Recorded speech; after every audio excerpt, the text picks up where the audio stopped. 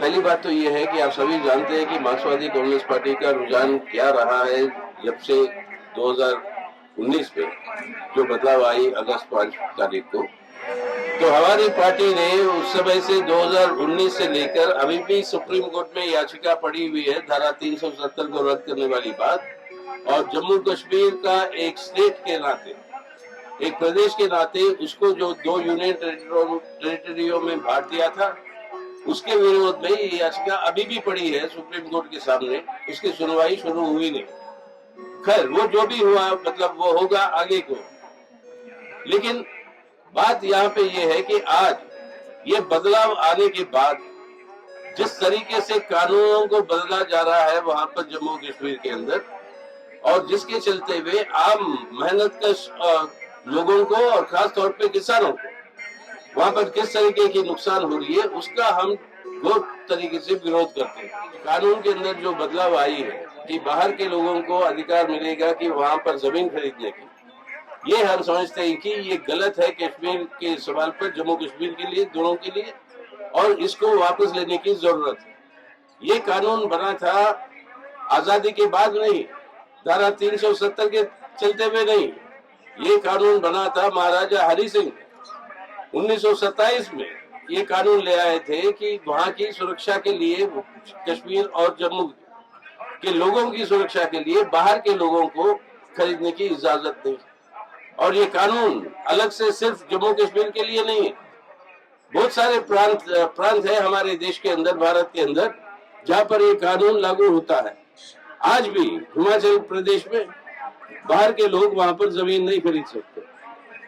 आज भी कई सारे उत्तरी पूर्व में आपके कई सारे राज्य है जहां पर आप जो है जमीन बाहर के लोग नहीं खरीद सकते। तो ये कानून लागू किया गया है कि वहां की जमीन की और संपत्ति की सुरक्षा वहां के लोगों तक वो पहुंचे, सबसे पहले प्राथमिकता उनकी हो। तो इस वजह से कानून जो लागू किया गया, आज उसको रद्द करके पूरी की पूरी कोशिश यही है कि बाहर के बड़े बड़े सरमाएदार पूंजीपति और जो टूरिज्म के नाम पर और उसके बढ़ावे के नाम पर उनके मुनाफे बनाने के लिए और बढ़ाने के लिए ये काम किया होगा। और दूसरी बात, खेती की जमीन जो अगर बाहर के लोगों को बेचेंगे आप, तो यही हुआ था। ये कानून जो लाए थे मोदी सरकार ने आपके खेती के बारे में, ये कानून जो वापस लेना पड़ा मोदी साहब को आखिर में, इतनी बड़ी संघर्ष चलने के बाद अपने किसानों की, वो कानून के चलते हुए भी यही साजिश थी कि देश के अंदर खेती का जमीन किसानों से हड़प कर किसानों की जिंदगी बर्बाद करो, आप उनके लिए कोई भविष्य ना छोड़ो।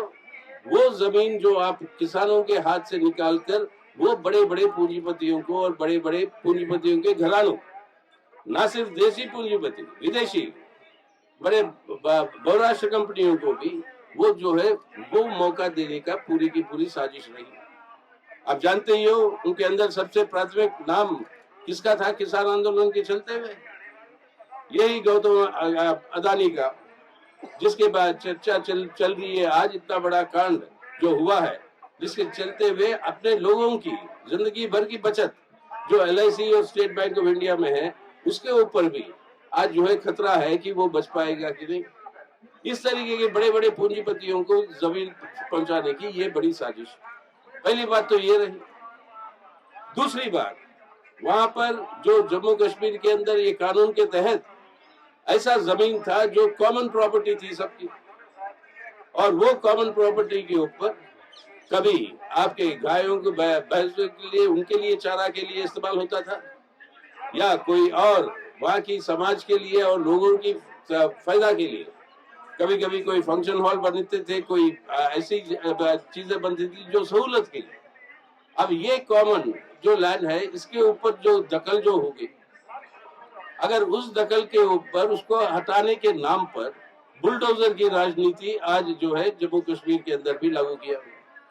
ये बुलडोजर की राजनीति चल रही है पूरे देश में कई सारी जगह, और सब जानते हैं कि उसका निशाना कौन है, किसके खिलाफ चल रहा है ये बुलडोजर की राजनीति। और वही तरीका अपना रहे हैं जम्मू कश्मीर के अंदर। अगर ऐसी कोई दखल हुई है जमीन पे, कोई अपना घर बना लिया, कोई खेती कर रहा है, वो ऐसे मामलों को आप सुलझाइए वहां के पंचायतों के साथ बैठ के। ये बुलडोजर की राजनीति क्या कर रहे हैं, इसको फौरन बंद करें, ये फौरन बंद करें। तीसरी बात, जम्मू कश्मीर के अंदर आज लोगों के सामने दिक्कत ये है कि कौन है उनके प्रतिनिधि, किसके पास जाकर उनको अपनी समस्या रख पाए। 2018 से लेकर आज तक 5 साल हो रहे हैं, 5 साल हो रहे हैं, वहां पे चुनाव नहीं किया करवाए। और जब पार्लियामेंट के चुनाव हो रहे थे 2019 में, पार्लियामेंट के चुनाव करवाए, लेकिन वहां की असेंबली की चुनाव नहीं करवाई, क्योंकि तब उनका पूरी की पूरी सोच यही थी कि वो असेंबली को ही रद्द कर देंगे। वही किया उन्होंने सरकार में आने के बाद। अब शायद उस समय नहीं किया, तो अब बाद में कहने लगे कि डिलिमिटेशन करने की जरूरत है। तो कॉन्स्टिट्यूंसी क्षेत्र जो है, इन क्षेत्रों को सही ढंग से इनको बनाने की जरूरत है, जो डिलिमिटेशन करना है वो हो गया काम। बाद में कहा कि वोटरों की सूची ठीक तरीके से बनी नहीं है, उसको सुधारना है, अब वो हो गया काम, सूची का ऐलान भी हो गया। तीसरी बात वो कहते हैं कि शांति जब रहेगी और वहां पर चुनाव करवाने का माहौल जब बनेगा, अब वो माहौल के बारे में हमारे देश के माननीय गृह मंत्री जी रोज दिन प्रतिदिन दिन रात को देश में ही नहीं पूरे दुनिया में यही प्रचार कर रहे हैं कि शांति बहाल है आज जम्मू कश्मीर के अंदर।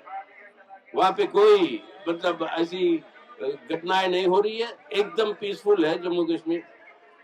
अगर शांति है आपके पास, आपका डिलिमिटेशन हो गया, आपका वोटर की सूची छप गई, तो अब क्यों चुनाव नहीं करवा रहे हो आप?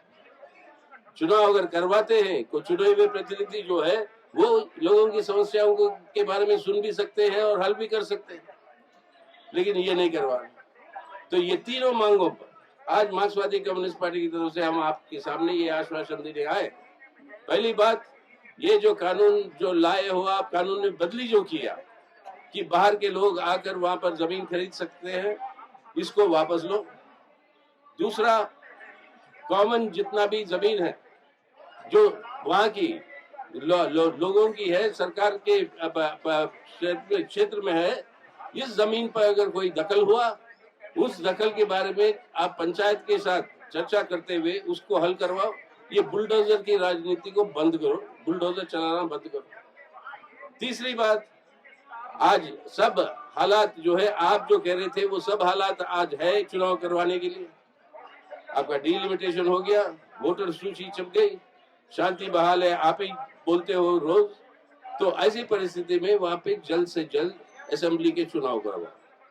ये तीनों मांगे आज जो है हमारी मार्क्सवादी कम्युनिस्ट पार्टी की तरफ से हम जम्मू कश्मीर के आवाम को हम अपनी ये कहना चाहेंगे स्पष्ट रूप से, इन तीनों सवालों के ऊपर पार्लियामेंट के अंदर हो या पार्लियामेंट के बाहर, मार्क्सवादी कम्युनिस्ट पार्टी इन तीनों सवालों को लेकर जनता के बीच में जाएगी और ये दबाव डालेगी सरकार के ऊपर कि इन तीनों को आज आपको मानना पड़ेगा, क्योंकि ये केंद्रीय प्रशासन है और पूरे निर्णय दिल्ली से होते हैं। वहां पर जम्मू एंड कश्मीर में ये निर्णय आपको दिल्ली में लेकर ये तीनों बातों को मानना चाहिए। इसके ऊपर हम जितनी जोर रहेगी मार्क्सवादी कम्युनिस्ट पार्टी की, हम उसको लगाएंगे और ये हमारी आश्वासन है जम्मू कश्मीर के आवाम को कि हम साथ खड़े हैं इन तीनों सवालों के ऊपर आप लोगों के साथ।